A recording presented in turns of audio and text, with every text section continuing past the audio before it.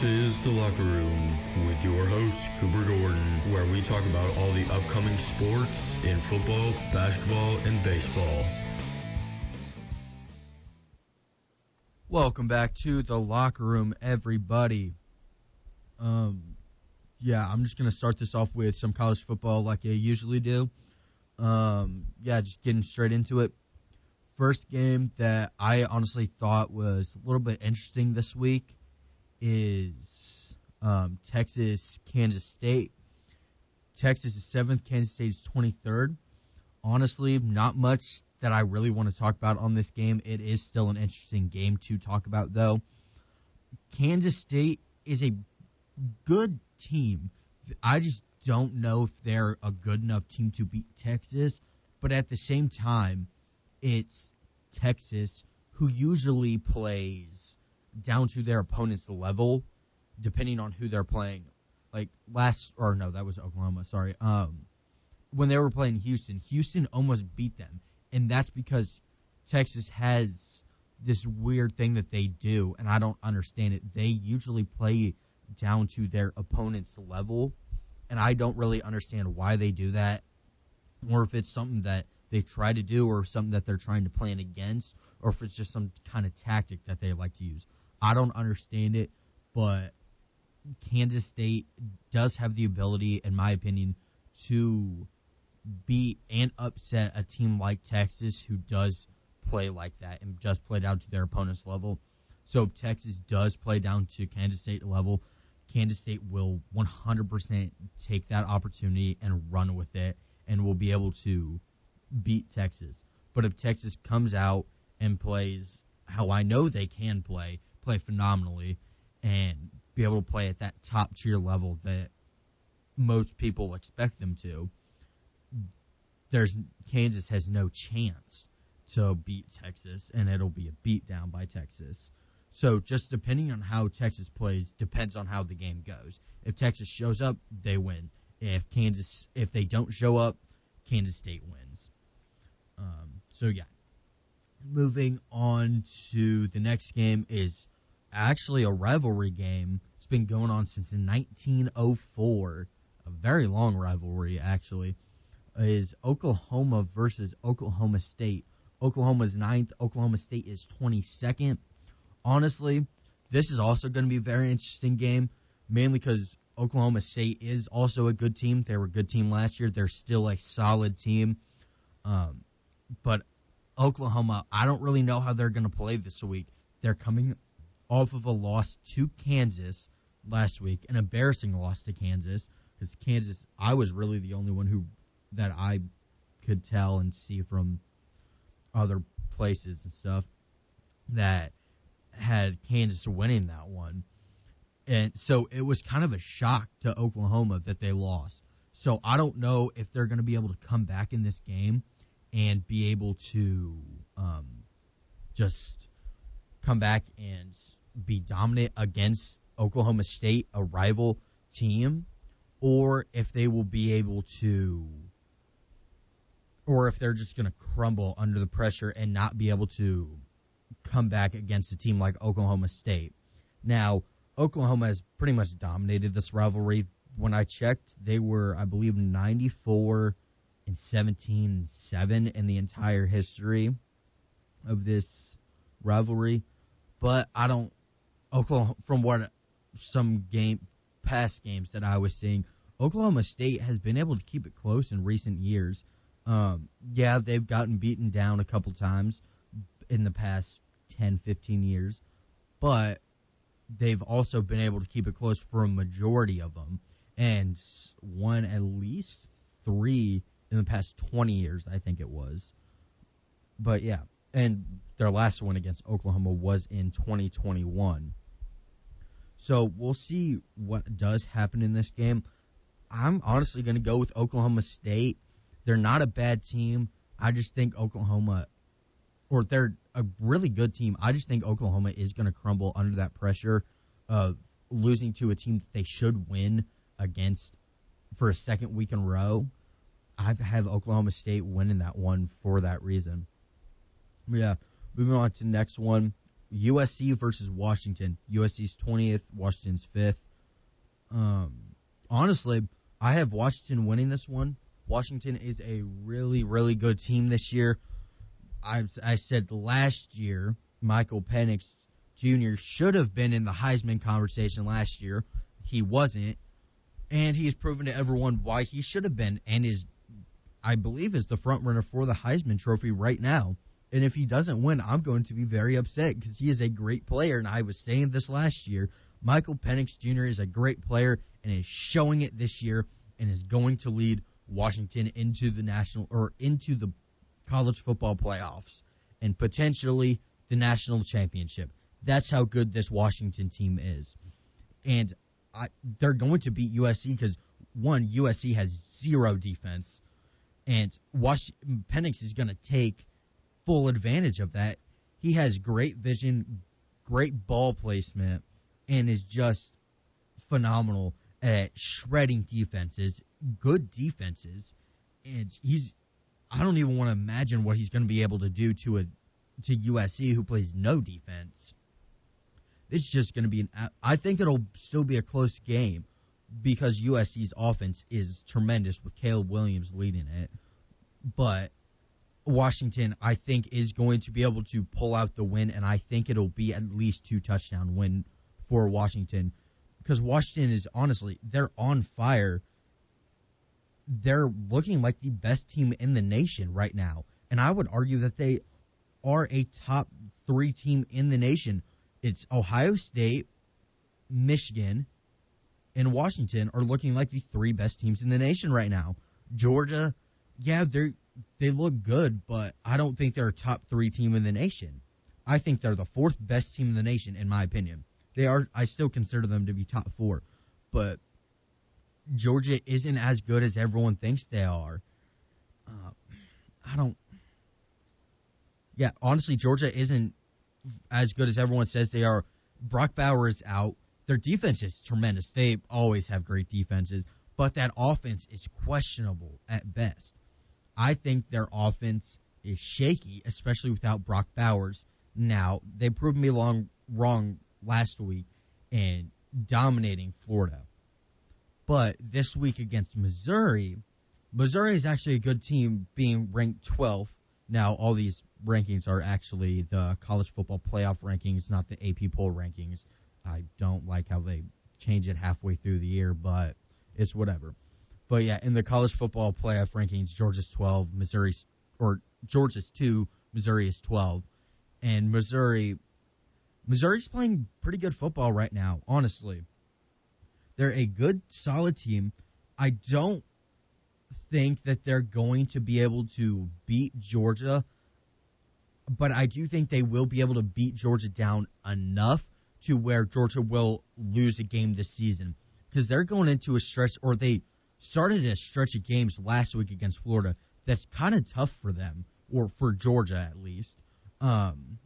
It went Florida, then Missouri this week. Next week is Ole Miss, then Tennessee.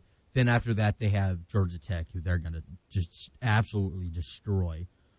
But they're going into a rough stretch of games. And if they slip up in one of those games, or if the team before, or the week before, they get beat down enough, they're going to lose one of those 3 games.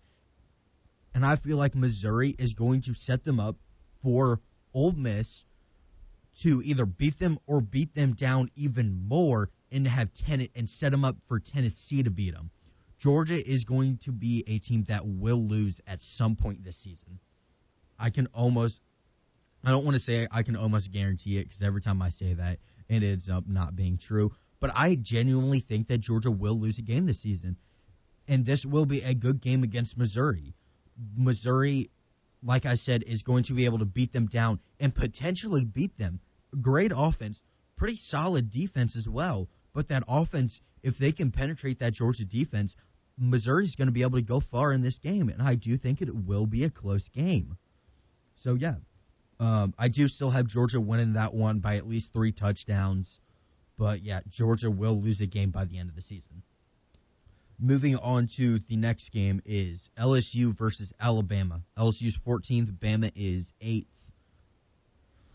Honestly, this was going to be in my game of the week, but I remembered LSU's defense, basically. Their defense is absolutely terrible. Honestly, Alabama, I don't think LSU really has a shot at winning this. Alabama's just going to take, or Saban mainly, is going to take control of that game offensively, not going to let LSU's offense step on the field very many times. And he's going to minimize that and keep his offense on the field as long as he can, wear down that already bad defense, and just run up the score as much as he possibly can. And with how good their defense is this year, now I'm not saying that Bama has a top-tier defense like they have in the past, but they have a really solid defense. They have a top 15 defense in the nation. And against a team like LSU, who has a tremendous offense, it is going to be a battle defensively for Bama, but LSU's defense is their weak link, and Saban will take advantage of that, and Bama's going to win that one. I do think it will be close because that LSU offense is one of the top 5 offenses in the nation. So with that, I do think it'll be a close game, but Bama's winning that one by at least a touchdown, maybe a field goal. But yeah, moving on to the game of the week for college football, and it's kind of a surprising one, is Penn State, Maryland. I was shocked by how many people aren't talking about this game. Both teams have really good offenses. Penn State has a top-tier defense, as usual, because Penn State is by far their nickname is Linebacker University, because they always produce great linebackers. But this is going to be a really good game. It's going to be a shootout, honestly. Both teams have pretty solid defenses, Maryland has a great offense. Penn State has a really good offense, underrated offense, honestly. But I do still have Penn State pulling this one out. Penn State just has the edge a little bit. And Maryland, I don't know what their offense is going to be able to do against that Penn State defense. That's what I'm worried about a little bit.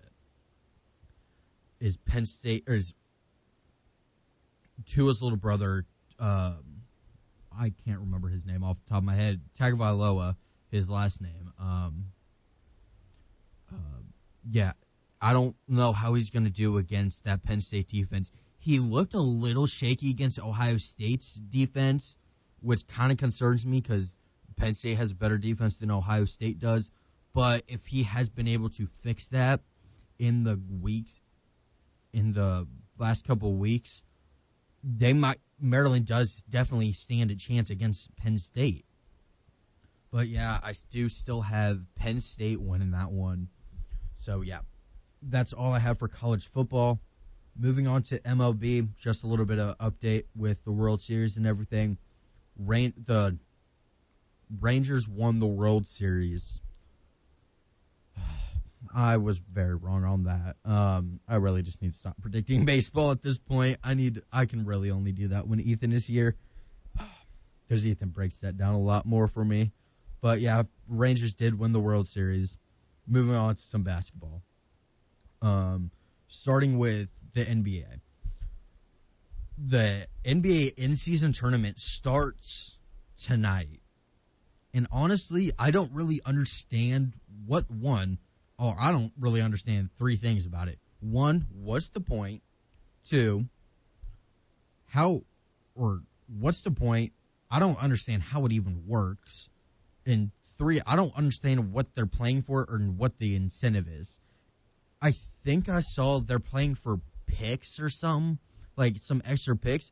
That does not incentivize players to win or to even play if it is for picks. You don't incentivize players with something that benefits the organization. You incentivize players by giving them more money. That's how you incentivize the players. So if it is for picks, that does not do anything to incentivize them. But I will say it is a little bit of an interesting concept, though, having an in-season tournament, taking what the NCAA does at the beginning of the season. They start off with most D1 schools start off with like a D2 team and just play them to start up and have a couple of games like that, or just one. And then they go into some in-season tournaments that last a couple weeks, that lasts a week or two. Then they go into their actual schedule. And that's entertaining to watch because it gets you a sense of how your team's going to do in March. It also gets the players ready. Now, in the NBA, it's a little bit different because you have 30 teams, or 30 teams in the NBA. I'm thinking about the NFL, but it is an interesting concept for the NBA to do, and I like that they're trying something new. It makes sense I like to see that the NBA is doing something new that they haven't done in a long, long time. Very exciting to see. I am keeping an open mind on this. I usually don't for stuff like this, but I am keeping an open mind, hoping that it will be good. One thing that I don't like but I don't like how they executed it, was they're having each team have their own court for it. There's maybe one good court that came out of that. The Pacers one sucks. That one's honestly absolutely terrible. Actually, speaking of the Pacers court, their court that they released with their city jerseys is actually kind of nice. I kind of like that court.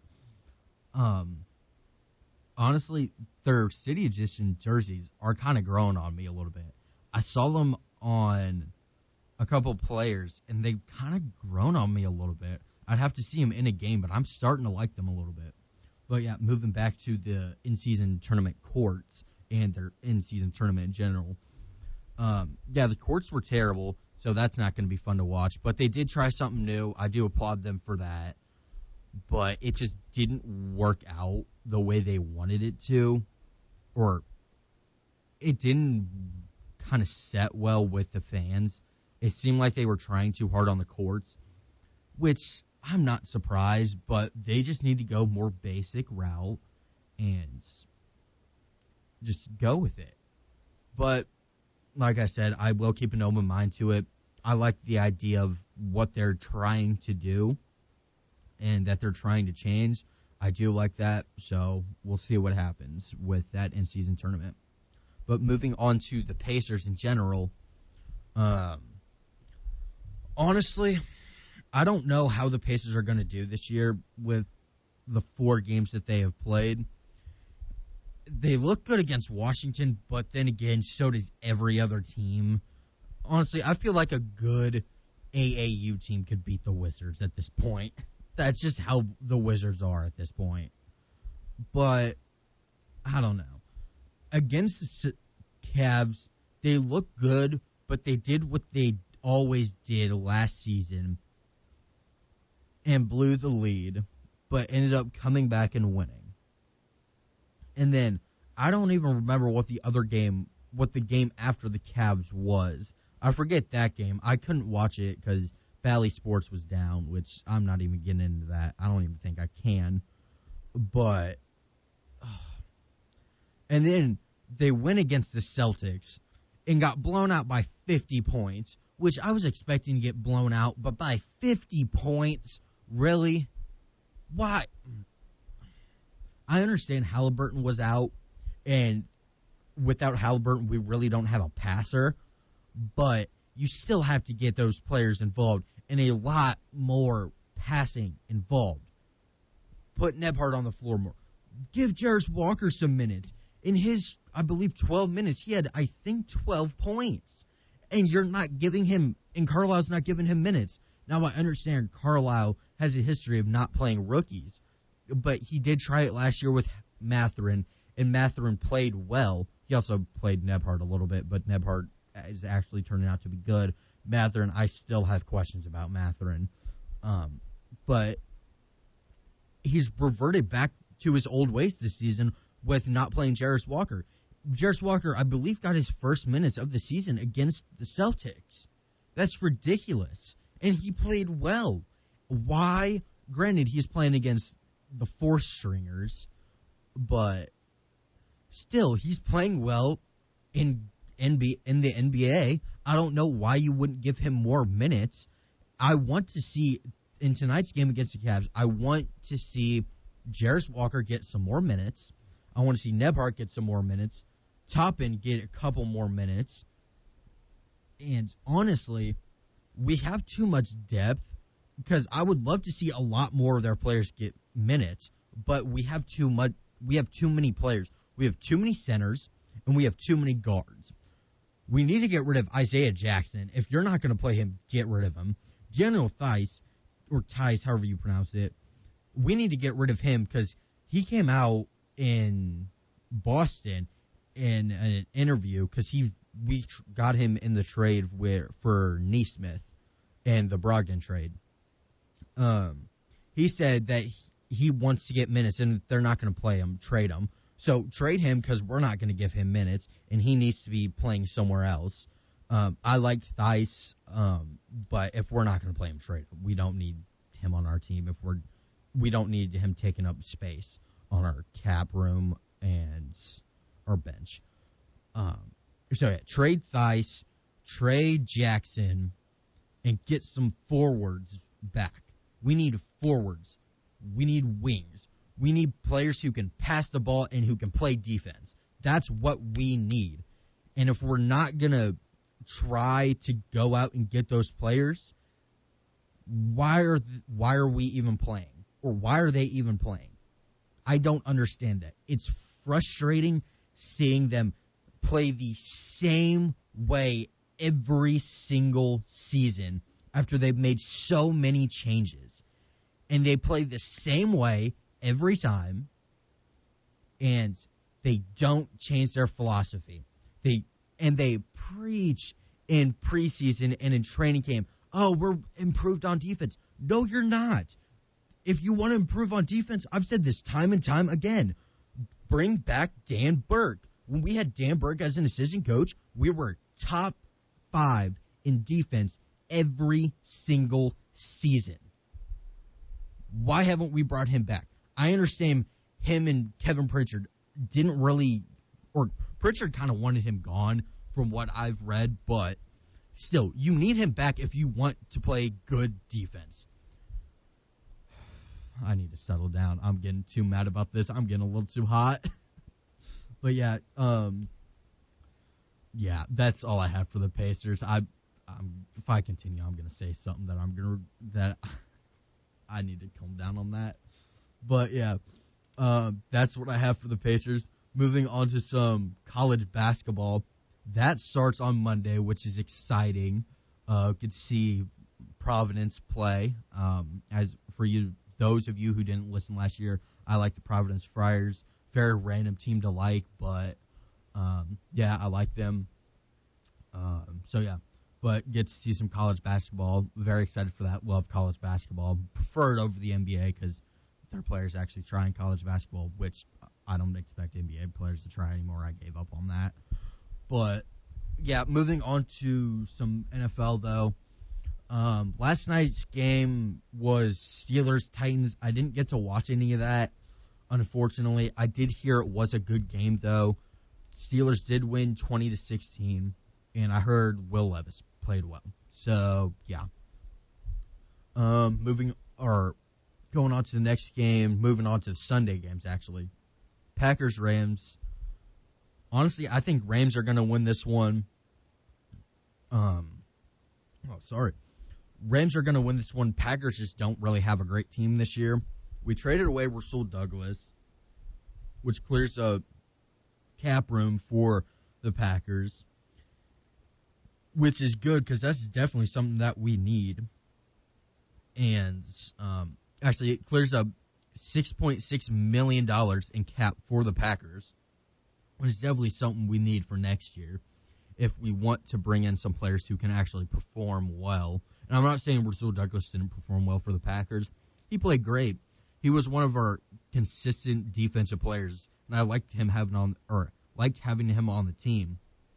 But we need more offensive weapons if we want to start to be able to win. And trading Rasul Douglas for some picks and clearing up that $6.6 million in cap space. That's going to help tremendously next year, or in the offseason, get us some good players. So I'm excited that they ended up doing that. So yeah, but anyways, I do have the Rams in that one, mainly because the Packers just suck this year. And their defense, we traded away one of our best defensive players, so Cooper Kupp and Puka Nacua and Stafford are all going to take advantage of that. Hopefully Tyler Higbee does well because I have him in fantasy, and I don't really have a good team this week because half of my team is on bye week. But moving on, next game is actually a really good, interesting game, is the Germany game. First game played in Germany for the NFL. Going to be exciting to watch. A 9:30 game is Chiefs versus Dolphins. Great first game to have in Germany. Two very explosive offenses. Chiefs have a good defense. Dolphins, I haven't seen much of the Dolphins this year. The only things that I have seen from the Dolphins have been offensive, so I don't know much about their defense. I'm pretty sure Jalen Ramsey is coming back in this game, though. So if he does, that'll pretty much stop the deep threat a little bit for Mahomes, not being able to throw it downfield as much. But I do still think that the Chiefs will pull this out because they have such a good defense and will be able to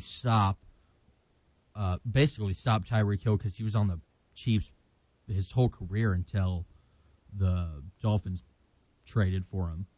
So Andy Reid will be able to game plan for him, and I feel like you game plan for Waddle the same way you game plan for Hill. But yeah, I do have the Chiefs winning in that one. Moving on to next game, Vikings-Falcons. Falcons in that one. Falcons are a pretty solid team this year, honestly. And with the Vikings starting their rookie over Josh Dobbs, which I think is a questionable decision, but I understand it because you want to see what you have, especially with Kirk Cousins tearing his Achilles and not knowing if he's going to retire or not. Because Kirk Cousins is old. I believe, yeah. Actually, I don't know how old he is, but I know he's been in the league for a long, long time.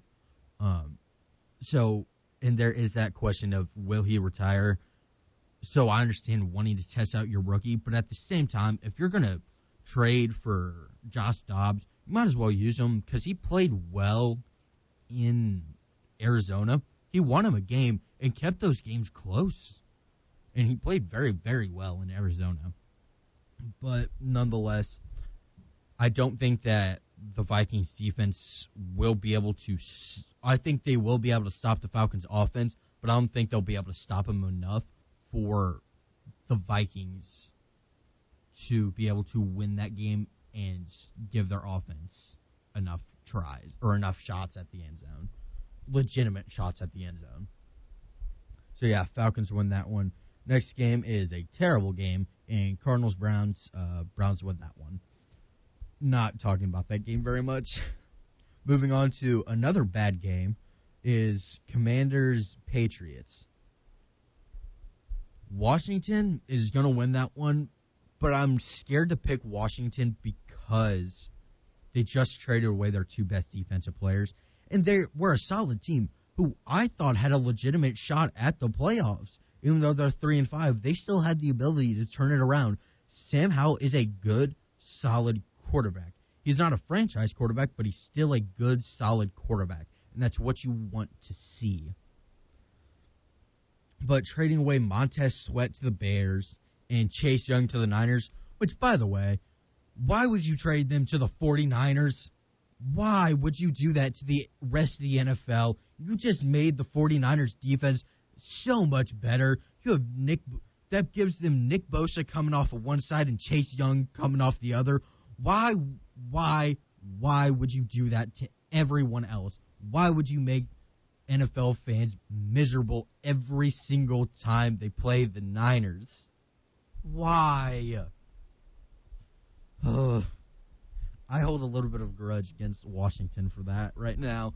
I think it's going to be there for a while, especially being a Packers fan and hating the Niners for always knocking us out in the NFC Championship or any other time in the playoffs.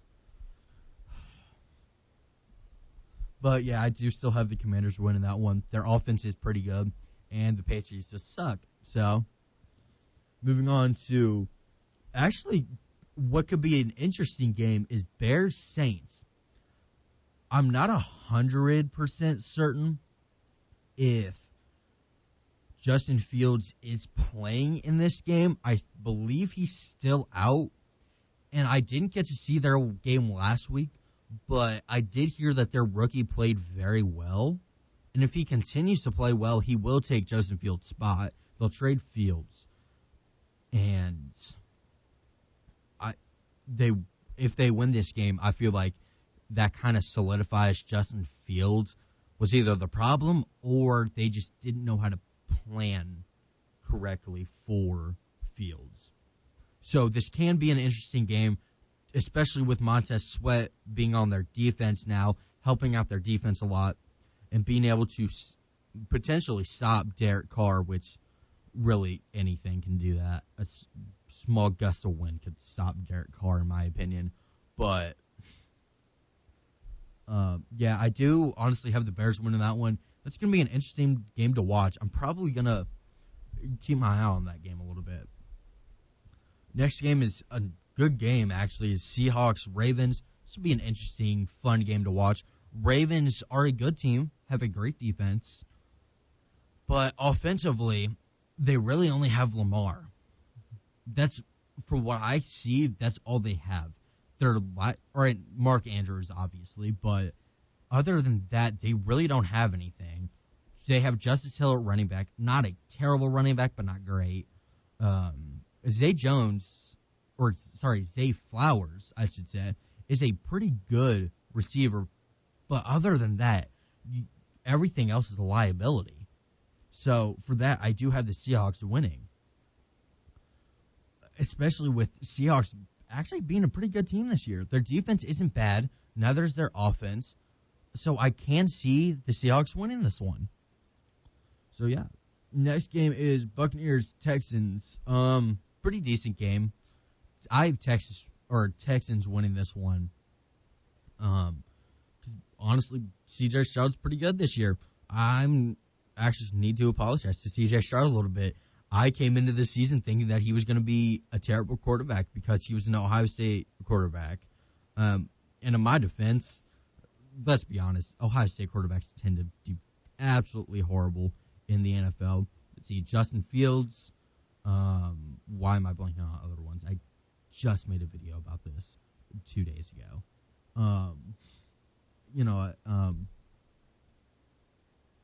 Dwayne Haskins and Justin Fields, and I can't remember any other ones.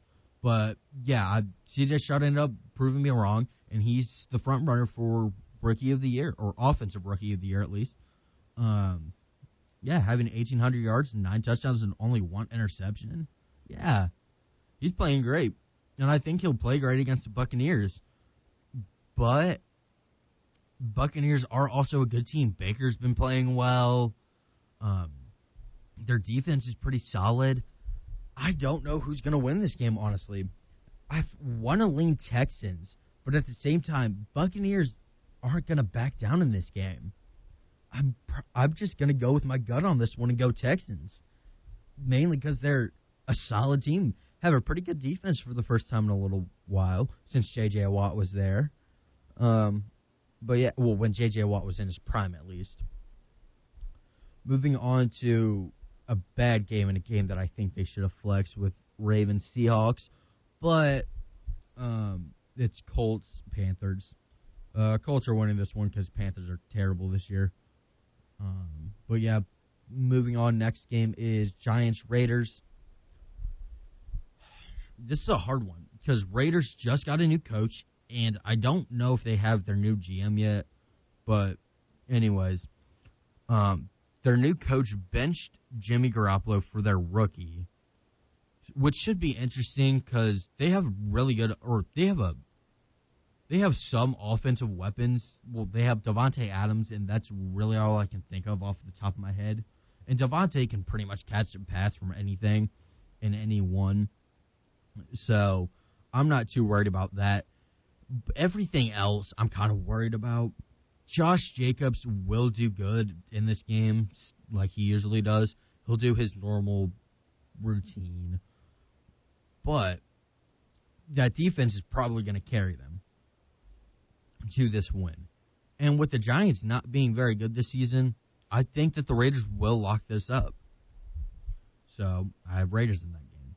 Next game, which I think should be the Monday night or Sunday night or Monday night game. It deserves to be one of the night games. Is Cowboys versus Eagles. This is a awesome game. I think this will end up being the game of the week. You have the Eagles, who have a great offense, the best offense in the league, in my opinion. A really, really good defense against the Cowboys offense, who was solid, and the Cowboys defense, who is a top 3 defense in the league. So this is going to be very interesting. A top 3 defense going up against the best offense. Very, very interesting. Seeing Micah Parsons go up against Jalen Hurts and that Eagles offensive line. Going to be interesting. We'll see what happens. I do have the Eagles being able to pull this one out, mainly because they can get 1, 2, 3 yards at will with their brotherly shove or whatever they call it, with their quarterback sneak. But, yeah, Eagles in that one. Moving on to the next game is Bills versus Bengals. This will also be a pretty good matchup. I want to go Bengals in this one, honestly, because Bengals have kind of slowly but surely starting to come back to life, starting to make their usual mid-season resurgence, and make the playoffs like they did the past 2 years. But the Bills are good. Josh Allen is good. I do think, though, that Josh Allen, I don't think he'll play well in this game, honestly. Especially against that Bengals defense. They don't have a great defense, but they have a good enough defense to where it can scare Josh Allen a little bit. And Josh Allen will make a couple mistakes in this game. And the Bengals usually play well against Buffalo anyways, no matter how good or bad they are. The past couple of years, since Burrow got there, basically, they've been playing well against Buffalo. So, yeah, I have Bengals in that one.